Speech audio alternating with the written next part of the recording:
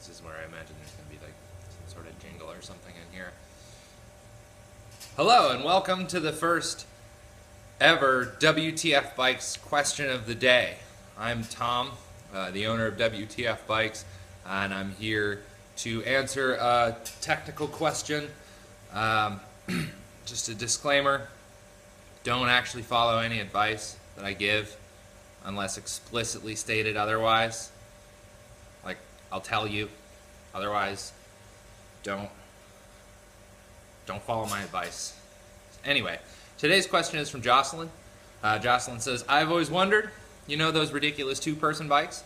Is there a science behind them? How do they work? If someone's not biking, does it make more work? It seems silly. Well, Jocelyn, you're wrong. You're wrong. It's not silly. It's not silly. They're called tandems. People really like them, and they find it very hurtful. You're gonna get flamed so hard on our tandems. Man, I don't want to be you. Ha, you got it. Jeez, bad. Anyway, tandem bicycles are for two people. Both people are actually pedaling the bicycle. The front person's called the captain, the back person is called the stoker. The stoker is not really in charge of anything in terms of actually moving the bike other than providing power. The captain steers the bike and shifts the gears. In addition to being more powerful than a regular bike over flat ground and especially in declines, most notably because there's not much more wind resistance on a tandem than there is on a regular bicycle. And tandem doesn't weigh a heck of a lot more if it's nice, so generally you have a much higher power to weight ratio.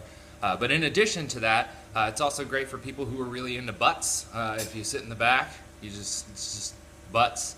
It's just butt city, just the butt right there in front of you. Just pick a nice butt, put it in front of you. And it's also great for people who want to make sure that they're in a good relationship, because they will ruin your relationship if it's not very good.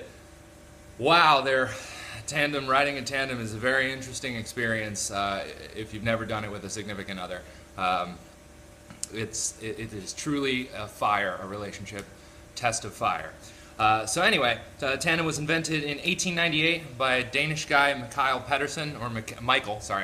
Pedersen. He also went on to invent some other really wacky sling saddle style bicycles. There's one around town, one or two. I've had one here in the shop once. They're really weird. Kind of saw its heyday during the first half of the 20th century, died down after World War II, and then in 1976, Bill McCready formed a company, Santana Tandems, in California, and kind of started popularizing modern tandem designs, gotten a lot better. So now there's Santana and CoMotion are the two big ones, and there's a lot more by other people.